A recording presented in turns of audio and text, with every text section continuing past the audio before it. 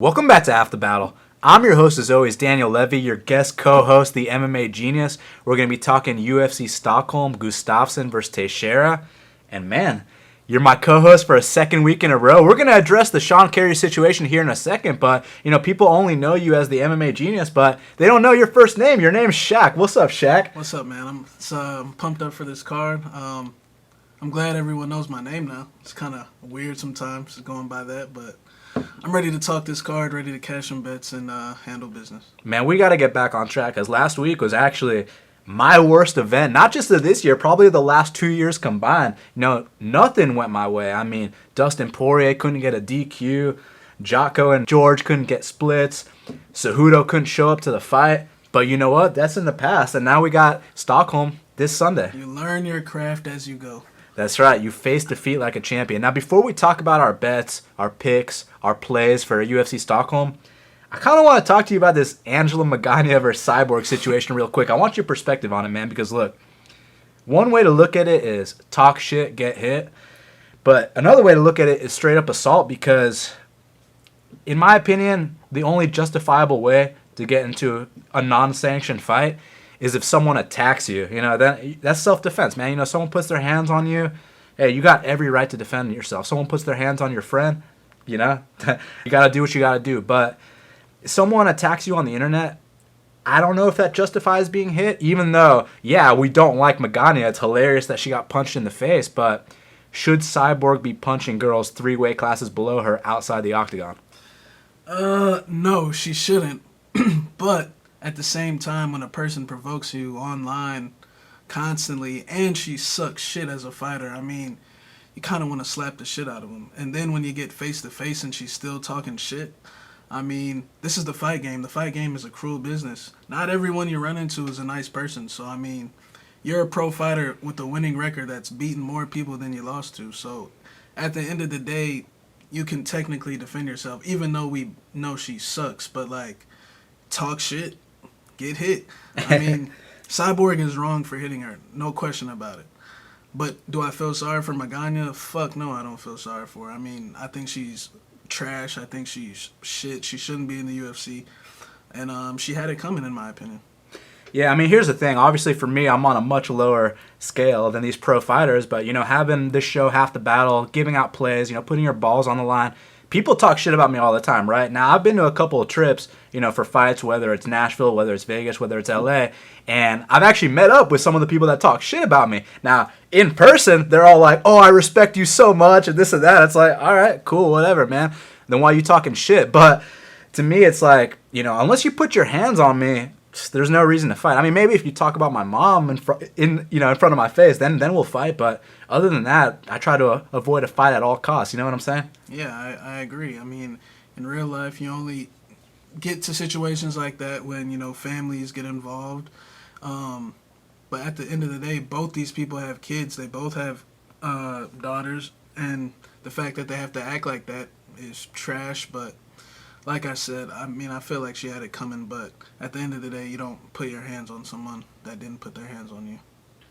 I agree. She did have it coming, but, if she gets in trouble, it is what it is. This was, you punch someone without them punching you, so exactly. Whatever happens is going to happen. Now, real quick, we got to address the Sean Carey situation. So, as you've noticed, Sean Carey hasn't been on the show the last 2 weeks. Now, for everyone that's been listening to Half the Battle, Sean Carey is a guy that I've looked up to for a very long time. He's a close friend of mine, and Sean Carey asked me for a break. Now, Sean Carey asked me for a break. He gets a break, man. Sean Carey, he'll get whatever he wants, man, and whenever he's ready to come back, he's going to come back. And I fully expect him to be back for UFC 212, Aldo versus Holloway. I mean, how could you not come back for a fight like that? But it's funny, we were talking about it, and you notice he didn't post any bets this week, so, he's doing his thing, man. He's older than us, man. He's got a real life, right? No, but the thing is, man, I think he watched some film on Stasiak and was just like, fuck this shit, man. You know what I mean? So, much love to my boy Sean. He'll be back when he's ready, hopefully for Aldo and Holloway. And, dude, listen to this. Yoel Romero versus Robert Whittaker. My dream fight. 2 of my all-time favorite fighters. 2 of, the guys I bet on every single fight. Now they're fighting each other. And, a lot of fans will be like, oh, it sucks that one of them's got to lose. For me, I want to know who's better, man. Yeah, man, I can't wait for the fight. Yoel is a freak of nature. Olympic wrestling versus Rob. that savvy boxing, the way he can catch you, the diversity of his attacks. I can't wait to see if he can catch Yoel. That third round Yoel, though, man. No one beats third round Yoel, but the way Rob's been looking, I mean, to not just to knock out Jacare, but to get your back taken, survive that, and then knock him out. I'm like, man, I just wish that Yoel could take the belt from Bisping and then Whitaker could take it from Yoel so they both can be champ. But you know what? There can only be one, my friend. I mean, one doesn't simply ragdoll Chris Weidman, take his back, and then flying knee KO him stiff in the third round. I mean, he's a freak, and I can't wait for the fight. Let's just say Bisping, I think Bisping loses to both of them. I agree, my man. But you know what? We got to get down to business. UFC Stockholm. A lot of people were complaining that we agreed too much last week, and you know, it is what it is. The cards fell where they did. I have a feeling we're not going to be agreeing on every single fight this time. Yeah, let's get to it. Indeed, we will. So we got Marcin Held. He's minus 350. The comeback on Damir Hadzovic is plus 290. Now, when I saw this line, man, I was like, this is completely crazy because I understand that Marcin Held came into the UFC with a lot of hype, but you know, when you're losing to guys like Diego Sanchez in 2016, 2017, that's unacceptable, man. I know what kind of level you're on. And even in Bellator, man, I was looking to fade him. And, you know, I lost when I tried to fade him against Jansen that second time, you know what I'm saying? But it just seemed like Jansen was too old. So when Marcin Held comes to the UFC, I'm like, you know, he's not that good, but he could definitely beat a guy like Diego Sanchez or Joe Lozon, right? Wrong. He can't even beat those guys, man. So now we got a guy with Damir Hadzovic, and I think the reason the line is where it is because no one knows who Damir is. We know who he is. I mean, honestly, we bet him his last fight. It didn't work out. I mean, it's against a beast like Taisumov, but the fact that we were willing to bet him against such a monster shows we ranked this guy pretty high, man. And now I do think he has a favorable matchup because with Marcin Held, man, obviously that first round, you got to avoid the leg locks. You got to avoid getting taken down. But Marcin Held historically gasses out, not just in the Bellator days, in the UFC as well. He also gets rocked a lot, man. I mean, you saw Joe Lozon make him do the chicken dance in that first round, dude. So what I think is going to happen here, man, and real quick, back to the Lozon fight, you know, we all know the deal with Lozon. What does Lozon do every single fight that goes past the first round? He gasses out. So, you know, Lozon had a strong first round and had nothing left. I don't think that's going to be the case with Damir Hadzovic, man. I think he's got what it takes to go all 3 rounds. And not only that, he's beat UFC vets on the regional scene, guys like John McGuire, guys who are known for their BJJ. You remember that gypsy jiu-jitsu, right?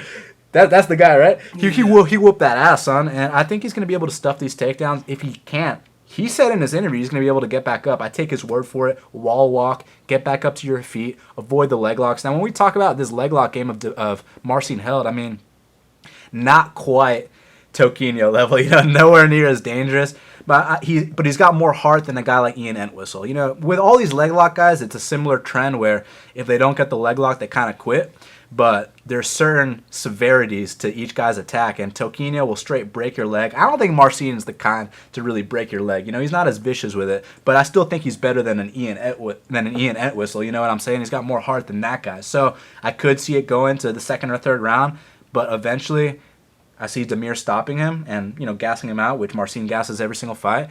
Damir's forward pressure, his combination. What I like about Damir is that he doesn't let everything go all at once. He takes his time, man. And once it's time to unload on you, it's time to unload on you. They call him the Bosnian Bomber for a reason. Plus 290 is a joke.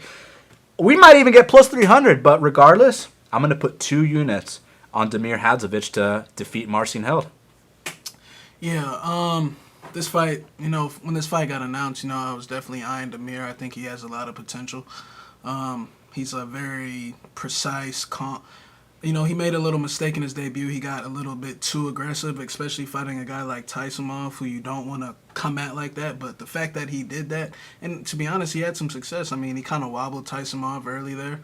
But, I mean, when you're fighting Marbek like that, it's only a matter of time before you hit the deck. But, the path to victory is clear here. I mean, we know what Marcin is going to do. We've been watching Marcin since he was like 18, 19, before he was even old enough to get into the casino, you know, in Bellator. You know, we know he's going to come out with that leg lock attack in that first round, and if he can get it, when he wins, he generally just controls you, takes her back for 3 rounds, and just out-wrestles you, out-grapples you. His back's against the wall in this one, so we know he's going to come aggressive. And I think he's going to be desperate to put Damir away in that first round just because he knows the history of his career when it goes to that second and third round. I think Damir just needs to get pass this little jiu-jitsu onslaught in the first round or two, and then once we get through that, then we can even start winning some of the scrambles, start taking him down, controlling position on top, and then on the feet. Even on the feet, Marcin's not that bad, to be honest. I mean, to be honest, in the Lozon fight, he was landing. Even in the Diego fight, he was landing at times. But he doesn't have confidence in it. He's not comfortable in it. And Demir can pick him apart, leg kicks, straight punches down the middle. Demir doesn't really take too many wild chances like that. He stays composed, and I think I honestly think we'll probably lose the first round, but the next two I think we're gonna put it on him and win a 29-28 decision. But I'm definitely betting on Demir here. Oh, so you don't think Demir's gonna stop him? No, Marcin, we've seen him hang in there. I mean, when he generally loses by decision, so yeah, I think he'll hang in there. Next up, we got Darren Till. He's minus 325. The comeback on Jessen Ayari is plus 265. Now, dude, we haven't seen Darren Till in a long time. Not since that amazing fight with Nicholas Dalby. But now he's coming back. What are you thinking? Man, Darren Till. I'm seeing a lot of Darren Till parlays. Darren Till inside the distance. He had that very impressive debut versus Wendell Oliveira. He looked great, but. I watched that Dalby fight and the Wendell Oliveira fight. To be honest, I don't really see that much diversity in his attacks. I mean, to be honest, all he throws is a straight left and a left body kick, all those left side shots.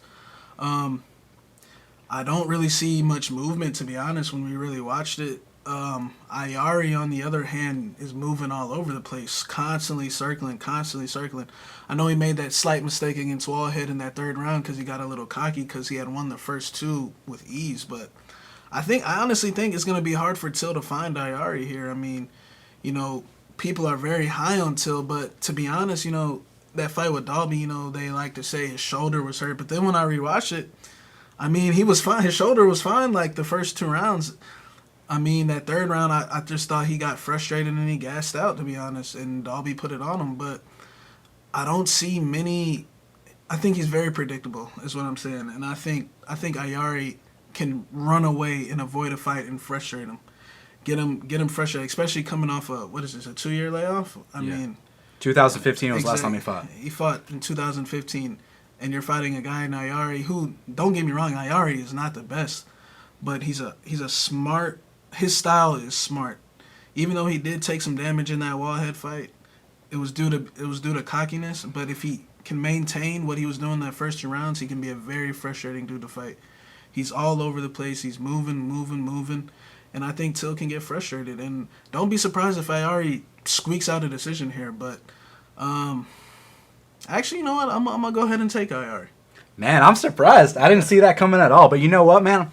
It's really interesting because when Darren Till first came to the UFC, I was very high on the guy. I was like, man, he fights super confident. He's got this swagger about him. Very educated rear left hand. It's funny because when we talk about educated hands, people like to talk about the lead hand. With Darren Till, we're talking about the rear hand. He's a southpaw. That straight left is very nasty. It can floor anyone that he touches properly with it. And obviously the left kick. You mentioned the two big weapons he has. That is basically, most of the weapons he has. Now, here's my thing with the Dalby fight, man. Because, look, Dalby tried to take him down the first two rounds, and Darren Till was stuffing it fine. Now, in that third round, when he gave up that takedown very easily, here's my issue with it. So, let's say he did have a shoulder problem. What does a shoulder problem have to do with you having a wide base? And you see what I'm saying? He was so gassed that he couldn't even get that wide base up against the cage. It had nothing to do with the shoulder. And he got taken down very easily. That said, man, in Ayari's losses, he has been stopped in the regional scene via strikes. We know a guy like Darren Till is known for his knockout power. Not only that, man, it's funny. On the regional scene, Darren Till was getting guys with leg locks, inverted triangles, all kinds of things you wouldn't expect from him. He's also the Muay Thai coach at Astra Fight Team. You look at a guy like Gleyko Franca, who's no slouch at all. I know he got cut from the UFC, but look at the guys he lost to. I mean, Vic and Gregor Gillespie, those are two studs. So these are the kind of guys that Darren Till is training with. And with Ayari, you make some great points about his style, man. He runs around the ring, he point fights. And if he can avoid being cocky like he did in that third round, against Wallhead, because, we know Wallhead, he's a bit of a jobber. And Ayari went there, hands down, started talking to him after winning the first two rounds, and then got dropped. And then at the end of the round, also got dropped. So, you start getting cocky against a guy like Darren Till, and you could get knocked out, man. It's just, here's my thing, man. Is Darren Till going to wait for Ayari to come to him, or is he going to have to chase him? That's what I'm wondering here, because with Dalby's right in your face, man. You know what I'm saying? And Dalby's a little bull, bouncing, back and forth, throwing head kicks in your face. Ayari's very frustrating, like you said. That uppercut's very nice. He'll run around the ring. But I think at some point, the power of Darren Till is going to be the game changer here. And I think Darren Till is going to knock out Justin Ayari. The left side shots he has are beautiful, you know what I'm saying? But that's it. That's all I've seen from him.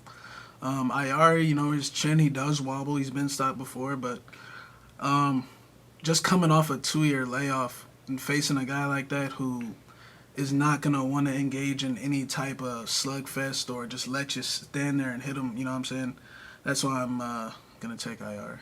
So what I'm wondering here, man, obviously the 2-year layoff is the reason that I'm not betting this fight. Even though some dudes come back refreshed, it's just kind of scary here when, he only has a left-hand shot and a left kick, which they're very powerful, but that is all he's got. So I'm wondering if in this matchup, is this the case where Justin's going to be able to make Darren Till get comfortable in there? Because, Justin's not necessarily going to be in your face brawling. He's going to be running around the ring trying to pot shot. Is that going to make Darren Till, get comfortable and, slowly shake off the rust, get in there, get back on track? Or is that going to completely frustrate him? That's where my questioning is. That's why I'm not confident on Darren Till. I do think he's better. That's why I'm picking him. But I have so many questions about this matchup that I have to pass, man. Yeah. I think Darren Till is the better fighter as well, but just by circumstances, I understand. Next up, Niko Musoki's -145. The comeback on Bojan Velickovic is +125. What are you thinking, man? Man, Niko, been gone for a while. I do have USADA questions, you know what I'm saying? Like his fellow teammate, Magnus. And real quick, before we talk about Magnus, because a lot of people don't really understand the drastic physique difference that he had. You watch that fight with Jocko, then you watch that fight with Marshman. Completely different guy. I mean, go look at him when he fought Christoph, and then go look at him when he fought Marshman, and you'll see exactly what I'm talking about. Musoke, he's been gone, just like how Magnus had that long 2-year layoff. And, Musoke is finally coming back off his long 2-year, might even be more than 2 years, you know what I'm saying? Last time he fought was Tumanov. Yeah, Tumanov on that Gustafsson Rumble card, so that's how long ago he fought. But when he was fighting back then, I mean, Musoke was no slouch. I mean, we're talking about a guy that won a round against Kelvin, won a round against Tumenov. Solid game. I mean, hands not that good, but it's hard body kicks, hard right kicks, solid wrestling, and I mean he can hang in there with anyone. You know what I'm saying? Bohan frustrates me because he has such a nice little like southpaw flow with that left kick and that straight left, but the guy, I mean, I know he's a point fighter, but the guy just seems like he doesn't want to fight, like he doesn't want to put in that extra. You know what I'm saying? And we've seen him have issues with the wrestling. You know what I'm saying? Got taken down his last fight by Sultan. Even his fight before that with Graves. I mean, he stuffed some, but he also did get taken down, and he just had no sense of urgency. I am going to take... Oh, another key thing about this fight is Musoke moved camps. He's training at TriStar now, so... he's with Faraz and all those weasels down there. So he's got that undetectable juice now. Exactly. So, you know what I'm saying? Now I'm just playing, but... I am expecting a little ring rust at this. Even though there's a lot of things I don't like about Bohan, I am going to take him in this one just because, he's more fresher and he's been more active. And for whatever reason, the judges seem to think he's doing something because, I mean, the Alessio fight, he arguably lost. I thought he lost that fight in my opinion, but he got the nod. The Graves fight, he thought he lost, but he somehow got a draw. And the Sultan fight, I thought he clearly lost 2 rounds, and he somehow managed to get a judge to score that fight. So, I mean, the judges like whatever he's doing. I mean, because he's looking pretty on that feet, trying to be like, somewhat of a version of TJ or something like that, but it's not working out for him too well. But I like him just by activity. I'm with you, man. I'll tell you why. I mean, obviously... I got a lot of questions about Niko Musoke. I mean, when we were watching that Magnus Siedenblad, those 2 fights, the difference, oh my God. And it's like, well, where's Musoke been? I understand an injury, but this is the time he's been gone. This is more than an injury, man. You know what I'm saying? Like, he fought Tumenov forever ago, and that was a great fight. He put up a good effort there. You know what I'm saying? Musoki's no slouch. I mean, the fight with Alessio Sakara, he dropped him, he armbarred him. I mean, he's a tough dude to fight, and he's putting in work at TriStar. He's probably going to come in prepared. But the thing here with Bojan is that, look, I think Bojan's 0-3 in the UFC. But like you said, he's got away with the judges. And as a betting man, I 100% respect the dudes that have the way with the judges. You know, our boy Manny Sanchez, even though I feel like he clearly wins those fights, and with Bojan it's the opposite, but still, man, I'm not about to fade a dude who is always winning on the judges' scorecards. A guy who I think is 0-3 but is 1-1-1. Yeah. And then you factor in that layoff, and I think he's going to be able to point fight Musoki to a decision. It's going to be tough. It might even look like he lost, but the judges are going to say, and the winner by split decision, Bojan Velichkovic. Yeah, man. Like I said, I think Bojan had potential, but, you know, potential is limited. But there's something seemed to be missing. But like you said, the layoff, and we'll see how Musoki's looking fight week. If that body's looking Magnus-like, then we might have to play Bojan. Indeed. We got to see if he's looking soft. But if he's been taking that GSP help, you know what I'm saying? Maybe he's looking better than ever. Well, we're going to have to find out fight week. But next up, we got Joaquim Neto BJJ Silva. He's -185. The comeback on Reza Madadi is +160. Now, dude, I think it's kind of funny that they call Silva Neto BJJ. I always thought they should call him Neto Muay Thai. You know what I'm saying? Because he's known for his Muay Thai. What are you thinking for this one? Man, I love Neto BJJ in this fight. Do I think Neto BJJ is going to be a top 10, top 15 guy? No, not necessarily, but I think he's got the potential to have some really good performances. I think Rez is in trouble here. Like, I think he just came off a devastating loss. Even though he hung in there all 3 rounds with Joe Duffy, let's be honest there, he just stood there and got his ass whipped. I think Neto is going to bust him up, bruise him up. I think Reza will have his moments. I mean, it's not hard to catch Neto. I mean, he's got slow reactions. He's a big, stocky, bruiser, Brazilian juice head, you know what I'm saying? He has slow reactions. I mean, look at that Nazareno Malagari fight. I mean, he got caught with left hook after left hook at will, you know what I'm saying? But what'd he do? He responded back every single time. And those left hooks did not affect him at all. But when he hit Nazareno, he felt it every single time. Busted him up, had him cut. You know, Reza's a Swedish wrestling champion. But I'm not worried about that, to be honest, because I think Neto has amazing get-up games. I mean, that Nazareno fight, Nazareno had him down twice, I think. And, I mean, he pushed off on that head, and he got up to his feet right away. I think this guy's just way too hard to hold down. And I just think on the feet he's just going to bust him up. Those check knees, the leg kicks, that overhand right. I mean, most of his finishes are by KO. And I think Rez is just going to have a tough night getting him down, and I think he's going to take a beating on the feet. Now, I agree that Reza's going to have a tough night at first, but I think he's going to find a way to win, man. I'll tell you why. You know, you look at who he's been fighting, man. He went in there with Michael Johnson, who's, you know, one of the best strikers in the UFC lightweight division. And what's the name of that fucking blow-up doll that kids used to play with? You punch it, it goes all the way down, then it pops back up. Fucking Dana was saying this dude looked like that fucking blow-up doll. You know what I'm saying, bro? Because he would get dropped and he'd pop back up like nothing happened. So Reza's got a lot of heart. You know, he's Iranian, man. So growing up in Iran, man, that's no fucking joke. You know what I'm saying, dude? But the thing with this matchup is I feel like Neto BJJ, he has something very similar to Czech Congo. And what that is the most impressive part about him is not his fighting, it's his physique. If you look at this guy, you're like, oh my God, like, Jesus Christ, he could kill anyone. But then you watch him fight, and like you were saying, he was getting tagged all over the place in that Nazareno Malagari fight. Now, he did find a way to win, obviously, which you got to respect. That Andrew Holbrook fight, I mean, you know, not only is Holbrook chinny, I don't want to discredit the win, but all that happened, we got to be realistic about what happened. Holbrook threw a kick, and he fell down, and then Neto threw 3 punches, and the dude was out cold. Well, he caught the kick and landed a right hand and then put him out on the ground. But, yeah, like you said, Holbrook's chinny. You know, it's funny, Neto was I got Neto at +110 in that fight, and I thought it was a steal, but I just don't see. I think Reza will have, you know, a solid double-leg burst for a round or two, and he's taking this fight on short notice, so I question what type of shape he's in. And I know Neto BJJ is in great shape. I mean, he has an amazing doctor in Brazil. And, I think he's just going to bust him up. Yeah, you watch that fight with Glaico França and Neto BJJ. And before we talk about that, well, let's talk about that ass whooping Neto BJJ gave that one kid on The Ultimate Fighter. Oh, yeah. Poor.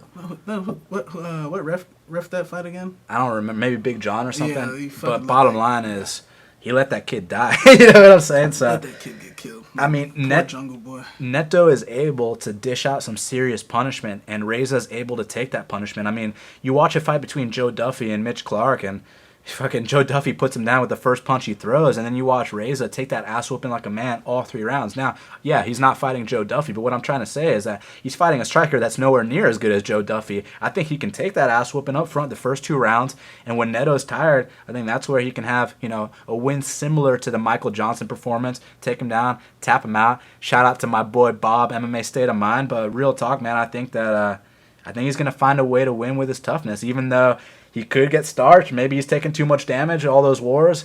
But let's talk about that Glaico França fight, because Glaico, I feel like if Reza's in shape, he could use that same game plan that Glaico used. Take him down, take the back, choke him out. But it's easier said than done, you know what I'm saying? I mean, even though the Nazareno fight, he did get tagged with left hooks at will. I mean, Nazareno was a Brazilian Jiu-Jitsu world champion, and to be honest, I thought his cardio level was fine in the 3rd rounds. He was not tired at all. He was pushing hard. He stole that fight away from Nazareno. So I don't think cardio is going to be an issue. I don't think takedown defense will be an issue. I don't think getting up will be an issue. And, I mean, his striking coach, Andre Dita, who I have met personally, is very high on this dude. So we'll see. Yeah, I'm definitely going to be watching full eyes. We're going to have to see what happens here, man. And speaking of being able to get up from a takedown, we got Chris Camozzi. He's minus 245. The comeback on Trevor Smith is plus 205. Now, this is how Trevor Smith fights go, aside from his Andrew Sanchez fight. Either he gets knocked out in the first minute of the fight, like he did against Caio and Talus, or he grinds you out. Now, the thing with Chris Camozzi, we've seen him knock dudes out in the first minute of the fight. You remember the Joe Riggs fight? I know that's Joe Riggs, but hey, Trevor Smith ain't got too much better of a chin, I'll tell you that right now. But we've also seen Chris Camozzi cannot get up from the bottom. I mean, I know Dan Kelly and Talus Latis are fucking amazing at what they do, man, but the thing is, when Trevor gets on top, he's heavy on top. So my question is, can Chris stop him early or not? If it turns into a back-and-forth war, I do favor Chris Camozzi, actually. He does train in Colorado. He's got the cardio to go all 3. But at the same time, if he's getting taken down and can't get up, that's where Trevor Smith is going to have the advantage. So it's all about, can Trevor Smith avoid being knocked out? And you know what, Shaq? I'm going to say that Chris Camozzi knocks out Trevor Smith. I think his back's up against the wall. I think he knows he's got to make a statement, and I think he's going to go out there and do that.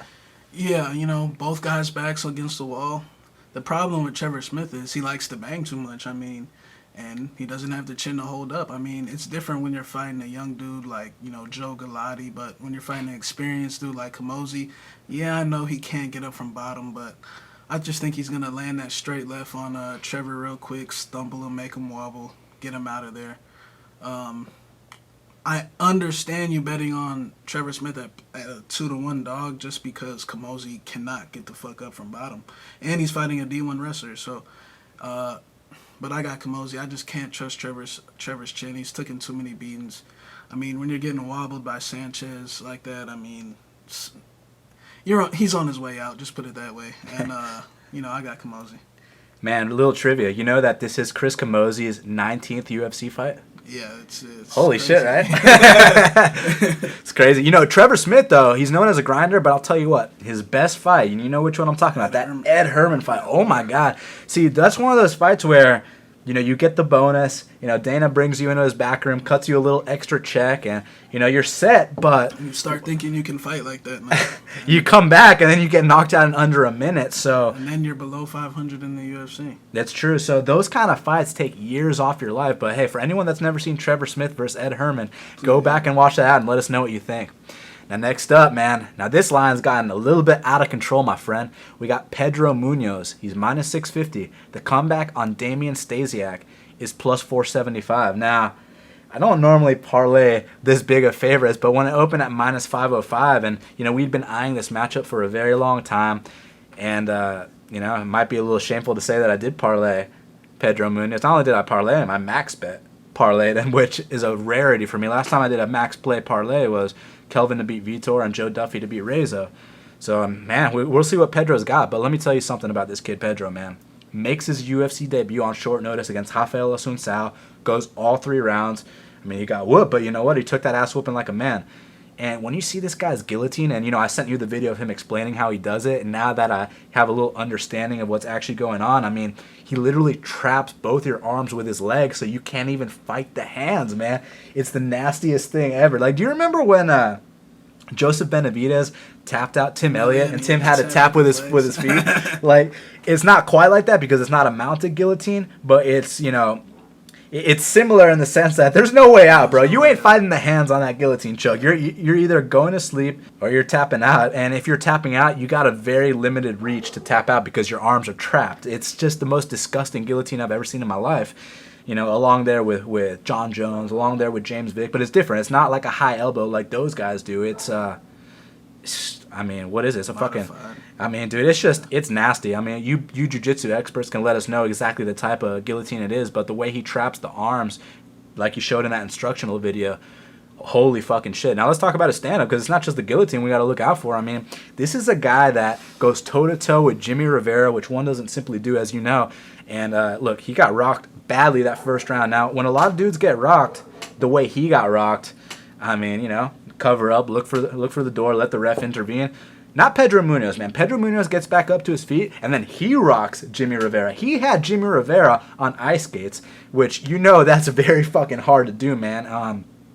He's been putting in a lot of work. Not this camp at ATT, but in the past, he is a Master Cordero student, so very educated liver kick. And obviously his combos, whether it's the 2-3-2, whether it's the 1-2-3, whether it's mixing in the uppercut, but he sets it up. With these guys that don't set up that rear uppercut, like Kevin Lee against Leo Santos, they get fucking cracked. Even Chuck Liddell against Rashad Evans, when they don't set up that rear uppercut, you're going down. Pedro Munoz sets up that rear uppercut. He is no slouch at all. Now, when you talk about his opponent, Damian Stasiak, so he did lose to Yauzen Meza in his UFC debut, but we'll give him the benefit of the doubt. That was his UFC debut against a vet. But he comes back against Pejic, and, usually they give fighters 2 chances. He beat Pejic so bad that they cut it right away, you know what I mean? And Stasiak, he's got a nice spinning back kick to the body. His jiu-jitsu ain't half bad. It's just he's not on the level of Pedro Munoz. With Pedro, and we could talk about numbers and rankings that don't mean shit, but what I'm trying to say is that Pedro is a top 10 guy, and that's not just me throwing out a number. That's how good he really is. He's up there with the guys like Jimmy Rivera, the guys like Thomas Almeida. He's on that level, man. And Stasiak, while I do think he's been improving, I don't think he's anywhere near that level, near that frequency, and I think he'd need a miracle to win this fight, man. Yeah, I think Pedro's as close to a lock as you can get. Oh, don't curse me, bro. What's he got, to be honest? He's got only way I see him losing this fight is if he runs into something spinning, a spinning kick, a spinning back fist or something. Stasiak, I think he's a European Jiu-Jitsu champion. He's a brown belt. Solid pole, but I just don't see where he's going to win this fight. I don't see him getting the better of Pedro on the ground. Like I said, the only way I see him winning this fight is by landing some spinning back fist or something like that. On the feet, he's so loose. He just spinning. No hands, really. I don't see what he has to offer Pedro that's going to really threaten him in this fight, to be honest. I think Pedro's going to win this fight anywhere he wants to. I think he can out-wrestle him. We saw Grant take down Stasiak, no problem. Although Stasiak did take him down as well. Tell you what, though, that armbar he hit on Grant, that was beautiful. It was disgusting, you know what I'm saying? Stasiak, when you're fighting those level of guys, you know what I'm saying, Stasiak's more alive. But when you're fighting a top 10 dude and Pedro, moving to ATT for this fight, now he's probably, sparring less, taking less trauma to that head.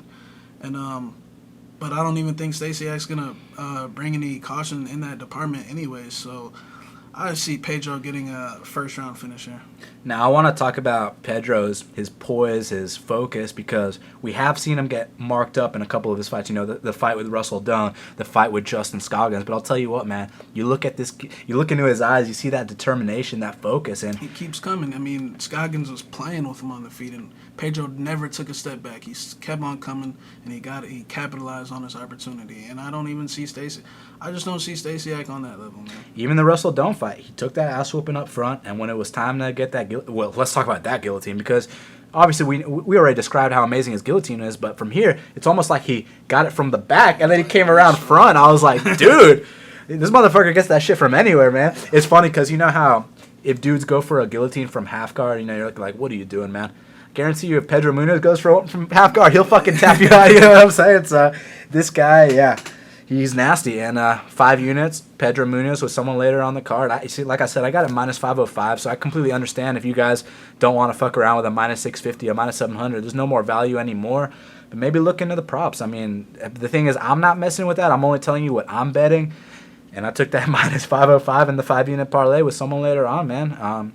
So hopefully he goes out there and destroys this dude like he should. And next up, Jack the Joker Hermansson is taking on Alex Nicholson. Now, we know the fans love Alex Nicholson, right? So Jack Hermansson is minus 140. The comeback on Nicholson is plus 120. What are you thinking, man? Yeah, you know, Alex Nicholson, you know, he did make some improvements in that Sam Alvey fight. But, you know, I kind of don't put that much stock into it because he's fighting a stationary target, a guy that does nothing, that waits for you to come in. You know, I actually was considering playing Hermansson just straight when it was a little lower. I think it was minus 125 at one point. It was minus 110 at one point. Exactly. So I was thinking about playing Hermansson straight here. You know, he had that amazing debut against Askham, you know what I'm saying, where he solid point fighting, you know. There's nothing better than some solid point fighting, you know what I'm saying? And, you know, just constant movement, picking them apart, angling off, getting off the fence, and, you know, controlling them against the fence. And, you know, when I think about Alex Nicholson, I think about a guy generally that's very loose all over the place, doesn't really know what he's doing. You know, he was more compact, looked like he added that right high kick in, you know, in the Alvey fight. But like I said, Alvey's a stationary target. I like Hermansson in this one. I think he's just going to win every round. I think Nicholson's tough enough to hang in there, you know what I'm saying? But I just think Hermansson's just going to be too savvy, too smart for him, too cage aware, and I just think he's going to win every round and, you know, win a 30-27. Nicholson's a tough dude. I mean, he's got some crazy spinning shit as well, and he's game. I will say Nicholson is fucking game. That's why I think Hermansson's going to, you know, go all three here, but I don't see Nicholson present any threats on the ground. I think Hermansson's just too smart for him and will, you know, not avoid a fight, but just point fight, you know what I'm saying? Just win the rounds. I agree, and I almost consider it a bet here, but then when I watch Alex Nicholson's improvements, man, you can't deny it, man. You know what I'm saying? Because you watch on the regional scene, he goes out there against UFC heavyweights like Chase Sherman, knocks him out with a spinning back fist to an elbow. I was like, okay, he's knocking out heavyweights. I mean, he's got the ball. He's a middleweight. He's got the balls to go in there and fight a UFC heavyweight. All right. Comes into the UFC, gets his jaw broken for the second time against Misha Serkinov, which was, oh my God, you hear the sound of that. It was devastating. Comes back and knocks out Devin Clark. I mean, that's a pretty damn good wrestler, right? Hyped up guy. Now, here's where it gets interesting, because those three fights I described, the Chase Sherman fight, the Misha Serkinov fight, and the Devin Clark fight, I felt like he wasn't really making too much progression. He was kind of loose like you were talking about. But in that Alvey fight, I saw a different guy, and I'll tell you why, man. That shit was in Mexico City elevation, which we know the fucking deal with that, man. Dudes do not survive in that altitude, man. And he looked composed. He looked more technical than he's ever looked. I actually thought he won that fight. I thought he won the first 2 rounds, man. And you know, he went out to Mexico early, which showed me that he took it seriously. And you mentioned the right high kick. I want to mention the left high kick, man. He's got a lead leg high kick that he was throwing on Sam Alvey. He had Sam Alvey wobbling in that second round, and he made a lot of improvements. But the thing with Jack Hermansson is he's a diet Krzysztof Jocko. He's Krzysztof Jocko light. You know what I'm saying? You know we're high on Krzysztof, man. He's got that footwork like Krzysztof. He point fights like Krzysztof. And when you're a betting man, you know, you can't rely on these dudes to get the knockout all the time. You need good point fighters in your stable of guys that you bet on. Now, I don't like this price, so I'm passing.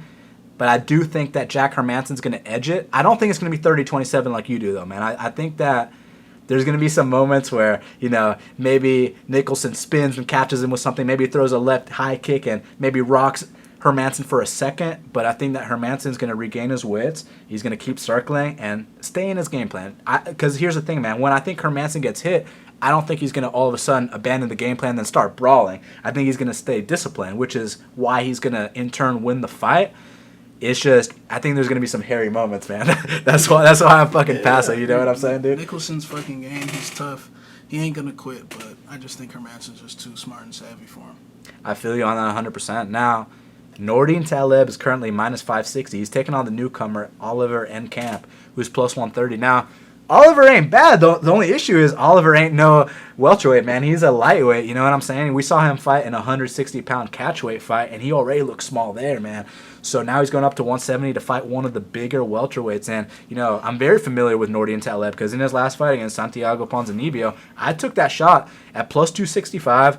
And at the time, I was like, you know, I lost it fair and square. But then when I rewatched it with you, I was like, man, he might have won the first and third round. You know what I'm saying? He might have straight up won the first and third round against Santiago, but that doesn't matter here. What matters here is that he's so much bigger than Oliver Enkamp. And, you know, not that I don't favor the smaller guys sometimes. I mean, look at a guy like Frankie Edgar. Even though I picked Yair, hey, the little man beat up the big guy bad. You know what I'm fucking saying, man? So not saying that the little guy can't win, but in this specific spot and the way the styles match up, I mean, the work that Nordy's been putting in at Tiger Muay Thai, his leg kicks, they're so heavy, and a very educated usage of the jab because, you know, he still has that tri-star style. You know what I'm saying, man? He's going to hand fight. He's going to pop that jab. Now, whether he finishes or not, I'm not sure because Nordine isn't necessarily known for finishing guys. I know he knocked out Eric, but, you know, we know the deal with Eric, you know, with Eric's chin and USADA and all that shit. I don't know if he's going to finish Oliver Enkamp, but for sure, I think he's going to win the fight. No bet. Yeah, you know, I'm with you on this one. Enkamp, he's a lightweight, you know what I'm saying? He's taking this fight on short notice. The funny thing is, Oliver Enkamp also trains at Tiger Muay Thai, so I'm sure they know each other.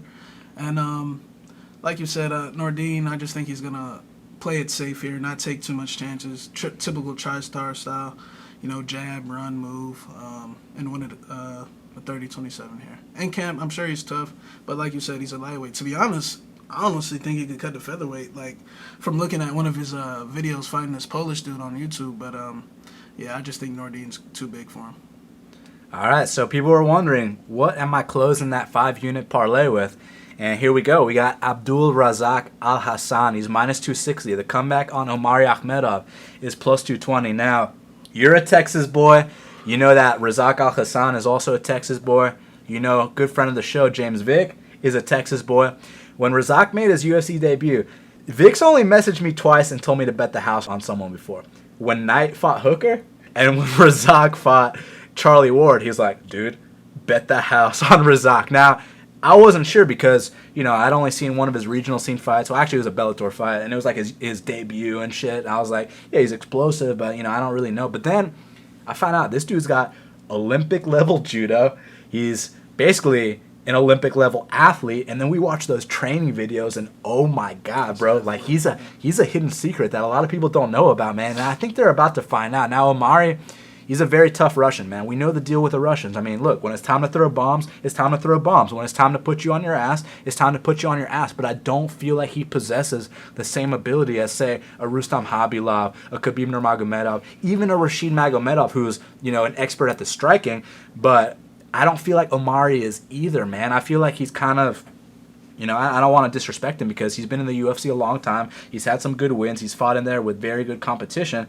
But I feel like when he wings the overhand right, it's not going to be fast enough for a guy like Razak Al-Hassan. I don't feel like his shot is going to be powerful enough to take down Razak because of that judo base. You know what I mean? So what I think is actually going to happen is they're going to trade on the feet.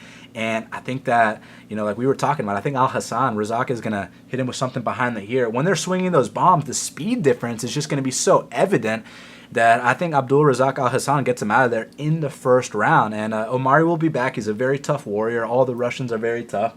But I think Razak's going to pull this one off. And, you know, I closed the 5-unit parlay with Razak Al-Hassan. Now, it's currently minus 260. I got it basically $1 less. I think I parlayed it at minus 165. And I could have just played that straight. But when I put Munoz in there, you know, it got down to minus 108. And since I am trying to play, you know, that underdog on the first card, on the first fight of the card, I need something to balance it out. That's why I ended up, you know, I elected to parlay these two. And Al-Hassan and Munoz, I put 5 units max on it. Let's see what happens. Yeah, you know, I had the same parlay. You know, you pretty much hit everything. You know, Omari's last fight, since we were speaking about behind the ear, we saw Zaleski catch him behind the ear, and he was shaking, you know, rattling, wobbling all over the place. And, I bet on Zaleski in that fight, and, I'm looking to bet against Omari again. Razak, I do have concerns about what happens if he doesn't, finish him in the first. He's never been out the first, but as I'm watching this dude online, I just feel like he's actually a very well-conditioned guy, you know what I'm saying? If, God forbid, he did not finish him in the first round, I think he's got the technique and the composure to, still get a finish, in the second or third round. This dude's been training with Johnny Hendricks from day one, so I know he knows how to stuff some takedowns. And, even when it's not like he's when he comes out, it's not like he just starts swinging, swarming.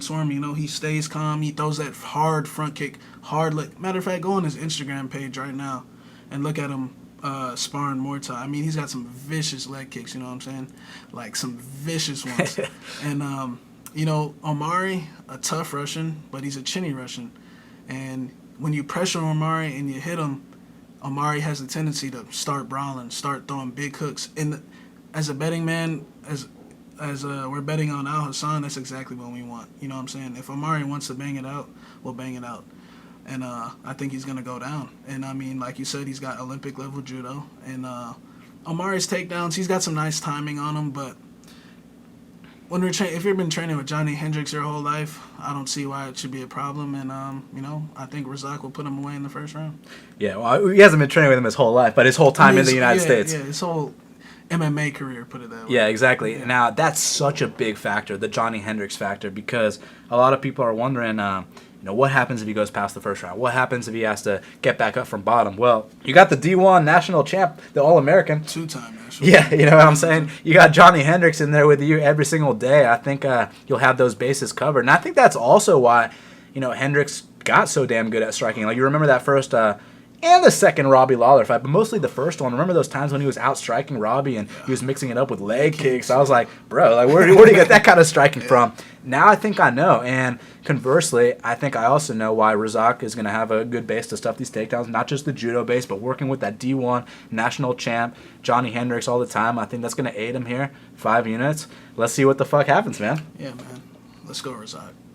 Now, next up, we got Ben Saunders. He's minus 115. The comeback on Peter Sabata is minus 105. Now, man, both these guys have burnt me in different ways. Peter Sabata burnt me in the fact that he was fighting Kyle Noak, who we fade every single fight, and he gets kicked with a front kick to the body and goes down. I was like, oh my God. Then with Ben, I looked to fade him every single fight, and, against Kenny Robertson, and we were like, yeah, Kenny won that. He dropped him like every round or whatever. And then they fucking give the decision to Ben, so I'm like, fuck. What do you think about this fight? Yeah, it's a tough fight. When I saw the odds initially, I was eyeing Sabata just because, we got a Dean Lister black belt versus a 10th Planet black belt guy. And, Ben is comfortable going to his back. So, I was thinking Sabata could possibly control position and edge out a decision here. But the more I was thinking about it, Saunders, like how we were talking about Bohan earlier, Saunders is one of these guys that when it goes the distance, he kind of has a way to steal a decision from you, if you know what I mean. It's going to, his main weapon on the feet is that body kick. It's going to be a little harder to throw that left body kick considering that Sabata is also a southpaw. It's not going to be as open, but, I'm going to take Ben in this one just because I think, like we said, if he gets on bottom, I think he'll attempt some omoplata triangle armbar shit, and the judges will be ooh and an on and shit, and he'll slightly be ahead, just like all his fights, like the Kenny Robertson fight. A lot of people think he lost to Court McGee, but when I rewatch it, I honestly see why Court lost, because Ben did the more flashy, exciting stuff. So you know what I'm saying. And I think it's going to be a case here. Sabata, like, he burned me when he fought Noak as well, and I'm not saying Sabata's not tough, but I do question his toughness sometimes, Even though Ben is chinny and he's been KO'd how many times? Douglas twice, Cote, he's taken his even the Kenny fight, he got wobbled all over the place. He's taken his fair share of ass whooping. John Fitch beat the fuck out of him back in the day. We've seen him still hang in there, you know what I'm saying? And I think that Noak fight was more of a case. It was probably just a perfectly placed front kick, but that body's gonna be getting attacked in this fight as well. And I'm going to take Saunders in this one by a 29-28 decision. I'm going to go the opposite way, man. I'm going to go with Peter Sabata. I'll tell you why. Obviously he did burn us in that Noak fight, but like you said, it was a perfectly placed shot. I don't see that happening again. It was like he got fucking stabbed. You know what I'm saying, bro? He made it sound and everything. But, I do question Ben's toughness. I do question his heart. I question his chin. I thought he lost that Court McGee fight. And, I think that Peter Sabata made huge improvements. I mean, you saw that fight he had against Nicholas Dalby. I know Nick's taken a bunch of damage. The Darren Till fight, the Zach Cummings fight, the Zaleski fight. I know that, Dalby might have been on his way out, but that was the best Peter Sabata we've ever seen, man. You know what I'm saying? Like, not only was he taking him down at will, grinding him out, he also dropped him hard, man. And it showed me that he has improved in every area of the game. Also, as you know, he is a good friend of Christoph's, and he's been putting in work with Jocko. You put in work with a guy like Jocko, you're going to get better. With Ben Saunders, it's the same shit it's always been, man. The fucking kick to the body. Actually, what he likes to do is he likes to kick your arms so that you start dropping your hands. You know what I'm saying? And then you take him down. He starts doing his rubber guard. He starts trying to fucking elbow the back of your head, or the top of your head, rather. But you watch that Cote fight. You remember when Cote almost armbarred Ben Saunders? Yeah. Cote showed how to beat Ben Saunders. Saunders was out on his feet in that fight. I think this Dean Lister black belt's going to use that blueprint because, obviously he's way better on the ground than Cote is. And his stand-up has improved, as we saw. When you get front kick knocked out in the first round, you either quit the sport or you put your head down and grind. And he put his head down and grind. He came back better than he's ever been, man. And for that reason, I got Peter Sabata to defeat Ben Saunders. Now, co-main event of the evening, Misha Serkunov is minus 420. The comeback on Volkan Ozdemir is plus 335. Now, man, I've been trying to fade Misha, being like, he's stiff as fuck. It looks like the dude's got back problems. Eventually someone's going to catch him. And, I was so confident that Krylov was going to beat him. And he goes out there. And not only does he beat Krylov, he stops him in the first round. Man, he dropped him. He choked him out. And I was like, holy shit.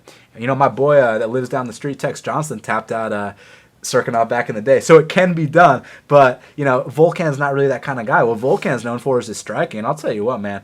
I love that high kick that he throws. You saw that fight with Ovince, and, Ovince is a tough out, man. You don't just go in there and beat Ovince in your UFC debut, you know what I mean? You got to be legit to beat a guy like Ovince, and Volkan went out there and did that, man, in his debut. I think he's going to feel a little bit more comfortable here. He is training with Henry Hooft, so we know he's going to be improving, but there's something about Misha's grappling that's so scary, man. Kind of like, it's not the same as Khabib, it's just scary like Khabib. It's got that aura about it where I'm like, this guy cranks shit. You saw that fight with Alex Nicholson. He fucking breaks his jaw with a crank. You saw that fight with Krylov. He taps him out in the first round. I got to give Misha a lot of respect. I've been wrong about this guy a million times. So, I want to sit here and pick Volkan because he's the better striker and this and that. But how many times do I got to learn my lesson, man? So, I'm going to go with Misha Serkinov, the minus 420 favorite. Yeah, same here. I've tried to fade Misha and gotten embarrassed. Watch this be the time. I've gotten embarrassed doing it. I'll never forget betting Jan Kutabella at plus 400 or something like that and him getting smoked. But, like we said, Misha's stiff as a board, but there's something about him, you know what I'm saying? He's that submission wrestling thing he's got going on is just something special. You don't simply do that to Krylov in the first round, you know what I'm saying? So, Volkan, he's got that hard right high kick, training with Henry. And another thing is, Volkan, Pat Cummins is down there training at Combat Club right now. So, I've seen some pics of him and Pat, working together. And they got Neil Melanson down there helping him out too. So they do have something to simulate Misha's ground game. And the only way I see Volkan winning this fight is by KO, you know what I'm saying? I think he's got to go forward and do that without getting taken down. And he's got to knock him out. Like we said, we've said for the longest time that Misha can be KO'd, and anyone can be KO'd, but he's open. He's open for a lot of things. But when he gets you on that mat, man, it just seems like he's too overwhelming. So for that fact, I'm gonna take Misha in this one, but I'll say by decision. Oh, so you don't think it's gonna tap him out? Because I know a lot of people are playing Misha inside the distance and by sub. Yeah, I don't agree. I think Volcano is tough enough to present some problems and will hang in there. We're going to have to see how it goes down, man. To make your UFC debut and get that number 5 ranking right off the bat, that's no joke. But to crank someone's jaw on national television, that's no joke either. If Volkan wins, though, I will be pissed. pissed just because I've been trying to fade Misha like every fight, and it just hasn't worked out. But watch Volkan KO him stiff in the back, and I'm going to be like, fuck. The main event of the evening, we got Alexander Gustafsson. He's minus 320. The comeback on Glover Teixeira is plus 260. Now, back when they were both in their prime, I would take Gustafsson all day because you remember how he kind of has the Dominic Cruz movement for a light heavyweight. You know what I'm saying? Back when he was training at Alliance. And, I mean, those uppercuts are beautiful, man. And not only that, man, he can wrestle too. He took down John Jones. He took down DC. Alexander is no fucking slouch, but... You know, is it a matter of all the wars catching up? Because, look, man, that war with Jones, that was a war. That war with DC was also, 5 rounds. He took some punishment in that one, bro. And then, obviously, the Rumble fight, we don't got to talk about that. And then also Glover's fight with Rumble, Glover's fight with Jones. He's also taken his fair share. Let's talk about the stylistic matchup. So, I don't know what version of Gustafsson we're going to get. I know what version of Glover we're going to get. Fucking spamming the 2-3 all day. You know, if he looks for a single leg, maybe he gets it, maybe not. Gustafsson's got good takedown defense. So I think Glover's going to be spamming that 3-2, that 2-3 all day. Now, you saw Gustafsson's fight with Jan Blachowicz. Now, you might say, well, he was coming off a layoff. He was coming off the war with DC. He needed a warm-up. Okay. Maybe that's true. Maybe he comes back better than ever here. But... if that's the guy that we're going to be dealt with here, Glover's going to knock him out. And I'll tell you why. You watch that fight with Jan Blachowicz and Gustafsson, and, Jan Blachowicz was teeing off on him on the feet, man. The shots that he was landing, those are the exact shots that Glover throws, man. The cross to the left hook, or the left hook to the cross, whichever combination of it you want to talk about, that's what he does. Now, live, I was like, oh my God, Gustafsson looks bad. And I was like, you know what? Maybe I was looking into it too much. Let's go back and rewatch it. Give him the benefit of the doubt. He still looked fucking bad, bro. The takedowns were there, but we know Jan Blachowicz can't stop it. He can't stop a takedown to save his life, man. Fucking Corey grinded him for 3, man. So, man, is Gustafsson going to have his movement or not? If he has his movement back, which he did not have against Jan Blachowicz, he will win this fight. But if he's stationary, man, if all the wars have caught up to him, Glover's going to take him out. So I got to make a pick between, is Gustafsson going to show up or not? And you know what, man? I'm going to say Glover knocks him out in Sweden. Yeah, man, it's a tough one. Like you said, man, he was walking right into that overhand right constantly in that Jan fight. He kept on circling basically into Glover's main combo that he throws, that left hook to the body, that overhand right, that jab, overhand right, all those combos, and he was walking right into him. Glover was wobbling his last fight, too, against Cannonier. He played the safe route, which is smart, take him down. But at the end of that first round, he was doing the stanky leg. That leg buckled straight up. He was doing the stanky leg out there. Last 10 seconds of the first round. Everyone check it out. We know the wars have caught up with him already, you know what I'm saying? But like you said, man, it's tough. I think if Alex brought in Phil Davis for this fight, he's got Jimmy Manuel down there to I'm sure Jimmy's put him on his ass a couple times. But, you know what I'm saying? I think he can, they could simulate what to work on. Same thing with Glover as well, but I'm going to take Gustafsson just for the fact that I think he's motivated. He just had a kid. I think he can keep distance, jab him, throw that front kick to the body, circle off, mixing a takedown here and there. Like you said, the dude's wrestling is... he took down a Jones in DC. He took down Jones in DC, basically. So, you know what I'm saying? So, I'm going to take Gustafsson by a close decision. So you're thinking it's going all 5 with those two guys? Going all 5. Damn, son. Man, I can't wait. I hope that Gustafsson gets back to that footwork, gets back to that nasty uppercut. Remember the dude that fought Matt Hamill that one night? The dude that fought Shogun, Jared Hammond, Thiago Silva. Like, what happened to that dude? But the fight game is cruel. Yeah, it's unforgiving. All those wars, man. He had to give everything he had in that Jones fight and that DC fight. There's only so many of those you can take. You know what I'm saying? Yeah. So, but then again, the Rumble Johnson versus both of them, but versus Glover. Oh my God, you know what I'm saying? Tooth went fine. Yeah, but shit, we'll have to see what goes down. But before we get out of here, man, we got to talk about the fight to watch and the fighter to watch. So, Shaq, the MMA Genius, what is the fight to watch for UFC Stockholm? Oh man, I think the fight to watch is gonna be Demir versus Marcin. Man, I think the first round is gonna be entertaining, and then we're gonna see a Bosnian beatdown. Man, that would be great. You know, obviously not just because we got a bet on the line, but this is a kid that we've seen on the regional scene. We knew he had UFC potential, and we want to see what he's capable of. And with Marcin Held, he also came to the UFC with a lot of hype, but we kind of knew from watching his Bellator fights that if you can get past that leg lock attack, you can gas this guy out, you can break him. But then again, he's just a kid. Like you were saying, he couldn't even get into the casinos when he was fighting in Bellator. So maybe he's matured. Maybe he's better now. That being said, I'm going with the Bosnian Bomber, but regardless, that's definitely one of your fights to watch. And for me, I'm going to go with Misha Cirkunov versus Volkan Ozdemir. Look, when you make your UFC debut and you beat the number 5 guy on planet Earth, I mean, it's either a good thing or a bad thing. And the reason I say it might be a bad thing is because, I mean, it's only stiff competition from here. You're not about to get, like, they're not going to give Volkan a Jan Blankovic fight next. I'll tell you that right now. You know what I'm saying? So you beat the number 5 guy. That means only stiff competition from here on out. With Misha Cirkunov, he's proved me wrong almost every single fight. So, fuck, man. I mean, that I'm definitely going to be tuning into that one. Now, before we get out of here, who is the fighter to watch for UFC Stockholm?